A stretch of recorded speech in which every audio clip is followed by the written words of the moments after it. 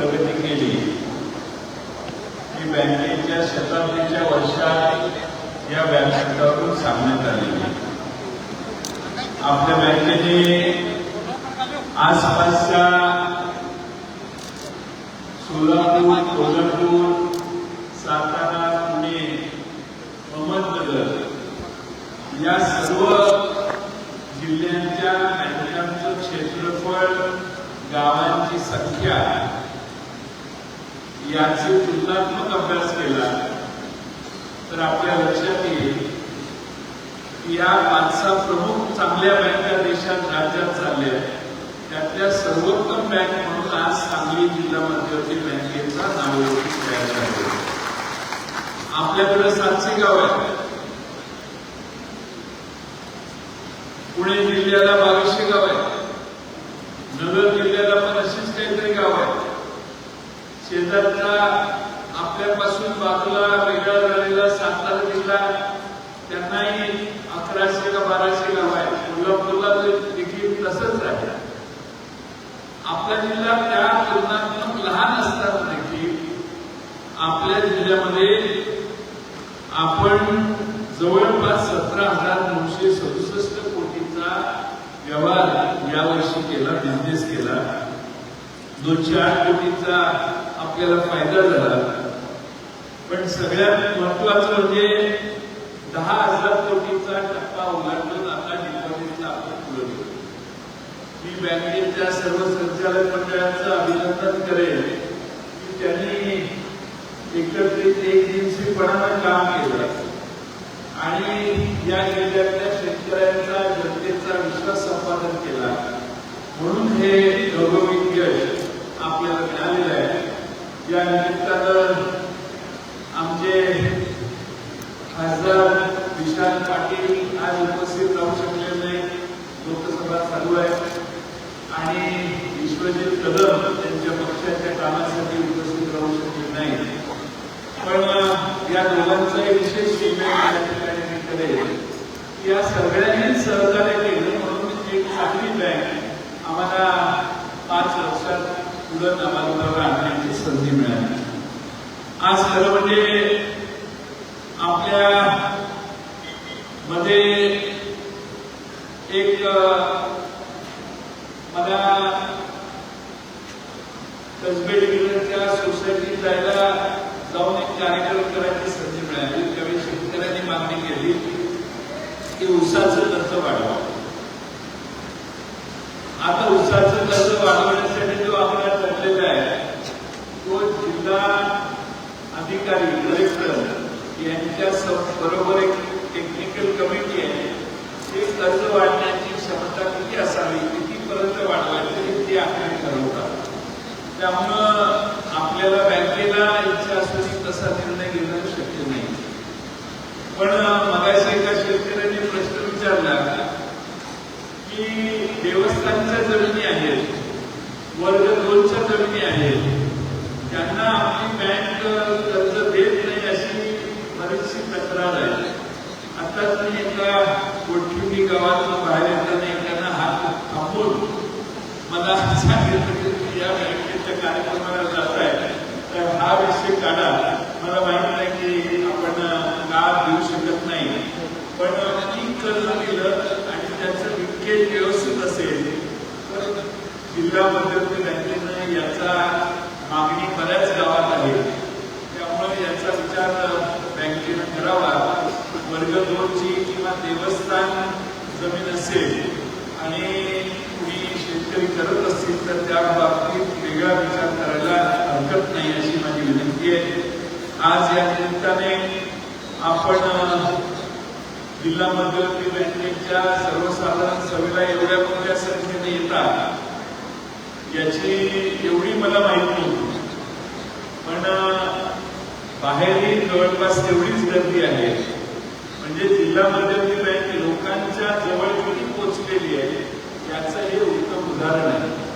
आत्ताच आम्ही थोड्या वेळाने इंदापूरला जाऊन नव्या शाखेचं उद्घाटन करणार आहे तालुक्यात. पण सर्व चांगल्या विचारांची लोक एकत्रित आली की बँक कशी चांगली चालते याचा आपल्याला अनुभव आला. बँकेला बरखास्त करावं, बँकेची चौकशी करावी, असे बरेच प्रयत्न महाराष्ट्रात चालू आहेत. आपल्या सगळ्यांच्या आशीर्वादाने असे कोणतेही प्रयत्न यशस्वी होऊ शकलेले नाही. जिल्हा मध्यवर्ती बँकेच्या कर्मचाऱ्यांची भरती व्हावी म्हणून प्रस्ताव बँकेने मंजूर केला, पण त्याविषयी पुन्हा जाऊन तक्रारी करण्यात आल्या आणि आपल्या जिल्ह्यात जे कर्मचारी भरण्याची संधी असताना आपण पारदर्शी पद्धतीने आता संचालक मंडळाने आपली भूमिका बदलली नाही. सरकारकडे जाऊन ही भरती बंद करावी अशी भूमिका मांडली. आम्ही सगळ्यांनी भूमिका घेतली की पारदर्शी पद्धतीनं आपल्या जिल्ह्यातल्या लोकांना भरायचं काम आपण करू. 350-400 काहीतरी जागा आता भरल्या जातील, पण त्याचा आणि निवडणुकीचा काही संबंध नाही. कदाचित आरोप होऊ शकतो की निवडणुकीला पूर्वबंध दाखवण्यासाठी याचा वापर होतोय. त्याची काही गरज आपल्याला नाहीये. पण जिल्ह्यातल्या लोकांना कामाची संधी मिळावी हा आमचा प्रयत्न होता. आता जे जाहिरात केलेली आहे त्यात 19,000 लोकांनी अर्ज केले आहेत. त्यातले जवळपास 6,000 लोक हे महाराष्ट्रातले आहेत. त्यामुळे आता बीडला एक केंद्र आहे परीक्षेचं, अकोला जिल्ह्यात तिकडे एक केंद्र आहे परीक्षेचं, मुंबईला, सातारा, कोल्हापूरला आहे. म्हणजे त्या भागात मुलं देखील आपल्या बँकेच्या परीक्षेला बसलेली आहेत. पारदर्शी पद्धतीनं या जागा भराव्यात असा आमचा प्रयत्न आहे. एक अतिशय प्रतिनियश नामांकित कंपनी ज्याचा राष्ट्रीयकृत बँका भरत्या करतात त्याच कंपनीला हे काम आपल्या जिल्हा मध्यवर्ती बँकेच्या संचालक मंडळाने दिलेलं आहे. आणि त्यामुळं आपल्या जिल्ह्यात आता ते सगळीकडे जाहिराती झाल्यामुळे बाहेरचे पण लोक बसलेले आहेत परीक्षेला. पण आता बघू सिलेक्शन मात्र पारदर्शीपणाने होईल. त्यामुळं माझी आपल्या सगळ्यांना विनंती आहे की जिल्ह्यात बँकेला गरज आहे जागा भरण्याची, म्हणून ह्या जागा भरल्या जात आहेत. आणि त्यामुळं या जिल्ह्यातल्या मुलांना त्यात यश मिळावं अशी अपेक्षा व्यक्त करतो. हा खरं म्हणजे जिल्हा मध्यवर्ती बँकेचा गाडा अधिक प्रभावीपणानं चालण्याचं काम आपण सगळे आजपर्यंत करत आलो. या बँकेला स्वर्गीय वसंतराव दादा, स्वर्गीय गुलाबराव पाटील साहेब या सगळ्यांची परंपरा या बँकेला लाभलेली आहे. आणि त्यामुळे तुम्हाला सगळ्यांचं कर्तव्य आहे की ही बँक अतिशय चांगल्या पद्धतीनं चालावी. मगाशी मानसिक भाऊने उल्लेख केला, एक काळ असा होता की वसंतदादा साखर कारखाना साठी काही भूमिका त्या काळात घ्यावी लागली आर्थिक अडचणी झाल्यामुळं. पण आपल्या संचालक मंडळाने निर्णय घेऊन वसंतदादा कारखान्यासाठी विशेष पावलं होतं. याच्यावर काही लोक टीका करायला लागली, पण या जिल्ह्यातला सगळ्यात पहिला साखर कारखाना, सगळ्यात मोठा साखर कारखाना आणि मिरज तालुका, तासगाव तालुका, वाळवे तालुक्यातला काही भाग आणि कवठे मंडळाचा भाग इथून ऊस या कारखान्याला येतो. आपल्या जिल्ह्यातील कारखानदारी अडचणीत न येता चांगली चालावी हीच आमच्या सगळ्यांची भूमिका आहे. कवठे मंडळाच्या कारखाना अडचणीत झाला, मी संचालक मंडळाचे आभार मानले पाहिजे की या कवठे मंडळाच्या कारखान्याला सगळे काही म्हणतील, त्यांचं संचालक मंडळ कसे म्हणतील तशा सवलती मला वाटतं बँकेने दिल्या, त्यांच्या चर्चेप्रमाणे दिल्या. त्या म्हणतील त्याप्रमाणे शेवटी पूर्वी बँकेने तो कारखानाच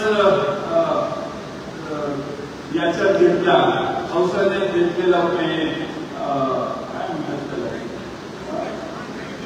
नॉन बँकिंग मध्ये घेतला. आता त्या कारखान्यावर बँकेचा मालकी आहे टेक्निकली, पण तरी देखील जमीन विकायची सगळे त्यांनी भूमिका व्यक्त केली, त्याला मान्यता दिली. ज्यांना जमीन विकायची संधी होती त्यांनी लवकर पैसे भरले नाही, त्यामुळं मुदती संपल्या, काही प्रश्न तयार झाले. तरी देखील त्या कारखान्याला मदत करण्याची भूमिका संचालक मंडळाने दाखवली. मला हे दोन मुलांना यासाठी द्यायचे की जिल्ह्यातले सहकारी साखर कारखाने, सहकारी संस्था या सहकारात घेतल्या पाहिजे. हा आमच्या सगळ्यांचा आज नाही, गेले 25-30 वर्ष आग्रह होता. आणि मग या जिल्ह्यातल्या सहकारी साखर कारखानदारी असेल, सहकारी तत्वाचे कोणत्याही संस्था असतील तर त्या टिकाव्यात आणि त्याला जिल्हा बँकेनं पाठिंबा द्यावा, ही आमची आजपर्यंतची भूमिका आहे. मला आठवतं अनिल भाऊ असताना, अनिल बाबासाहेब असताना, अजितराव गोरपडे साहेब इथे आलेले आहेत. आम्ही सगळ्यांनी मुंबईला माझ्या घरी एका मिटिंग घेतलेली आणि त्यावेळी दोन ठरवलेलं की जे संस्था ज्यांनी काढलेल्या त्यांच्या ताब्यात राहाव्या आणि त्यांना जेवढी मदत करता येईल तेवढी करावी. त्यातून काही काळात अडचणी पुढे गेल्या, काही प्रश्न तयार झाले, पण या जिल्ह्यातल्या संस्था उत्तम चालाव्या, चांगल्या चालाव्या, हाच प्रयत्न जिल्ह्यात आपल्या सगळ्यांना करणं आवश्यक आहे. संस्था कुणाची आहे, कुणाच्या पक्षाची आहे याच्याशी फारसं देणं नाही.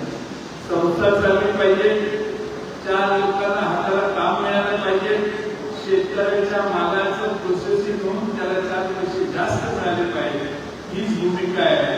गेले काही वर्ष आपल्या जत तालुक्यातल्या 65 गावात विस्तारित जत योजनेचं काम आता सध्या चालू आहे.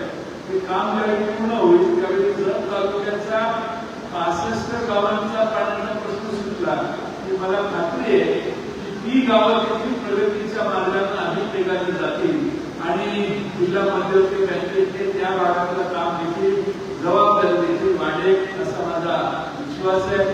आज आपण फार मोठ्या संख्येने इथं आलात. निवडणुका होणार आहेत.